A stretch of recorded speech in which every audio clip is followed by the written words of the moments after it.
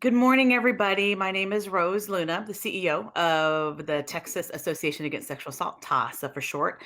Excited to join in with Kristen and Catherine. They are our policy experts, Texas Ledge experts, and I'm really excited for them to give you all an update because I tell you what, y'all, sparks are almost literally flying at the Texas Capitol right now. So much is happening. I can see them from my house almost. That sounded anyway. That's not. I'm not going to go there anyway. So I can almost feel them. I do feel them. But it's getting real. Stuff is getting real. TASA has shirts that talked about getting real that I really want to bring back, and I might. But either way, right now bills are either on the right path for a chance at the finish line, or they're on the fast track to nowhere. We'll see where everybody lands. I think ours are on the right path. But for those that don't make it through, it doesn't mean there were bad bills. It's just that's how the system plays out. At this point, it's about priorities. And there's folks that get to set those priorities. It starts way back when you vote your values, your interests, and then those people come to the Texas Capitol and then they kind of vote their values and interests that you've placed them there to do. So with that being said, we've got sexual assault bills, survivor-centered bills that are making it through, and we're very excited about that process. So with that being said, also want to say the system is designed, though, for transparency and for participation. There is no magical invite, y'all, when it comes to this. But that's why I think the work that the policy team is doing is so important because none of us have the time to sit and listen of all the things to know when things go where. It's open and it's transparent and it's supposed to be participation, but it's really hard to do that when you don't have the time dedicated to kind of navigate that. And that's what TASA's policy team does. That's what TAASA Talks was intended to do in the first place. And I hope that it has. And I really thank you all for heeding the calls when we were like, okay, this bill is here. And we would love for you to come and share about the reality of the work on the ground at this point. And you all have been doing that. And I think that's another reason why these are on the right path to maybe getting close to the finish line. So with that being said, I'll start with the budget. So the budget process, everything is looking good. As I mentioned earlier in the last TASA Talks, 4.7 million is what we're asking over the last biennium. Things are looking okay, but right now it's back into like that sausage making process, if you will. You're trying to get the ingredients, the funding streams, i.e. the funding streams together. So it's just kind of like the sausage making process that at the end of the day, you're like, I just want a good sausage wrap right now, but they're putting the ingredients in, trying to make sure the foundations are there. So that's really the only update when it comes to the budget. Things are looking good. Everyone's aware. 4.7 million is what we're asking for. And we'll just kind of wait until the next phase. But right now they're back into that again, just in the weeds. But things are looking good. I want to go ahead now and hand it over to Kristen and Catherine. I am excited to hear about the amazing updates because I know things are changing. It's like whiplash. And I wanted to thank y'all for all your work being at the Capitol, all hours of the night, all hours of the morning, and also keeping us updated. Because I meant what I said earlier, y'all. It's about transparency and participation. That's why we're here. We want to get the transparency over to you all, and we want to make sure there's participation for those doing our work. And that's what the policy team has done. So with that being said, what are the updates, y'all? Thanks, Rose. We're going to talk a little bit about two of our priorities this morning. The first one being confidentiality protections for sexual assault survivors.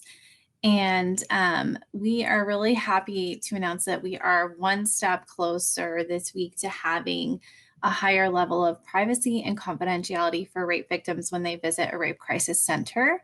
As we've talked about before, domestic violence victims have full privilege when they go and see an advocate or a counselor at a shelter. And for most of our centers, they're seeing both domestic violence victims and rape victims. And right now, the rape survivors don't have that same level of privacy. And so our priority to address this discrepancy passed out of the House this week, which means that there are only a couple of things left before it gets sent to the governor. And so we're just super, super thankful and thrilled about that. That is authored by Senator Perry, and it was carried in the House by Rep. Minjarez. And so we're super grateful to those two folks and their teams for pushing this through the last couple weeks here. And we'll hopefully have another update on that for you during our next TAASA Talks. And then I'll let Catherine start and talk about a different priority. Thanks. Yeah, that's amazing news, Kristen. I know you worked really, really hard early this week to make sure that that happened. And we're so excited to see it so close to the finish line. So I'm going to talk a little bit about another one of our priorities, which is House Bill 1172, which is trauma-informed investigations. We've talked about it on TAASA Talks before. It does three things to make the investigation and reporting process for survivors a lot more trauma-informed, including advocate presence during a law enforcement interview, ensuring that folks have the right to an exam if they come to a SANE nurse within that 120 hours. And it also strikes law enforcement's ability to polygraph survivors. This bill passed unanimously in the House almost an entire month ago. So it's been waiting for a hearing in the Senate Criminal Justice Committee. We do think that that will happen, and we think it'll happen soon. Rose was just speaking about how Kristen and I's job is to really understand what's going on in the Capitol and understand the nuance and the flow of power in that building and really appreciate the nitty-gritty. But in terms of when things will get heard, before we see the hearing notice, we know exactly as much as you do about when it's going to get heard, which is kind of a frustrating part of our jobs. I do understand that they are planning on hearing a lot of sexual assault bills in one day all together. So we're hopeful that that day is soon so that we can stop holding our breath, get House Bill 1172, authored by the amazing Donna Howard, out of committee onto the Senate floor and safely onto the governor's desk. That being said, there are some other really exciting pieces of sexual assault legislation that are also all the way through the House and waiting for a hearing in Senate Criminal Justice. And those are Representative Nayave's bills, 2555 and 2462. So just to back up one step, the bills I'm about to talk about are all of the sexual assault survivors task force bills. When the task force came out with its 150 recommendations in November, a lot of those were like administrative tweaks that needed to be made at state agency levels, but there were 11 big ones that needed to be addressed by the legislature. And these bills address all of them, which is really exciting. So Nayave's bills, and then Howard has authored the Safe Ready piece of this, which is 2706. And all of those got out of the House last week, or earlier than that, 2706 got out last week. Super exciting. So they're all waiting for a hearing in Senate Criminal Justice. And if they get through the Senate, then that means that the Sexual Assault Survivors Task Force, which some of you watching have been a part of, will have had a really meaningful impact in changing Texas law for the better for survivors. So that being said, not today, but in the next week or so, expect an email from us asking you to make calls to the folks who sit on that committee to ask them to hear these bills. Senate Criminal Justice has a ton of bills in committee waiting for hearings. Last I checked, it's like 122, and they definitely don't have time to hear all of those. So we want to make sure that our bills are some of the ones that actually do get heard. So yeah, look out for that email. We're really excited to be so close to the finish line on this.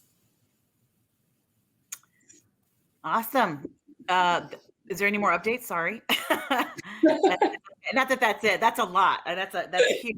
And yeah, I mean, things are, I want to remind folks that this is not your ordinary session. Like, it started off like no one was allowed in the Capitol. And then all of a sudden, all this stuff has changed and transpired. Vaccines are coming out. So there's some relaxation there and people are coming in.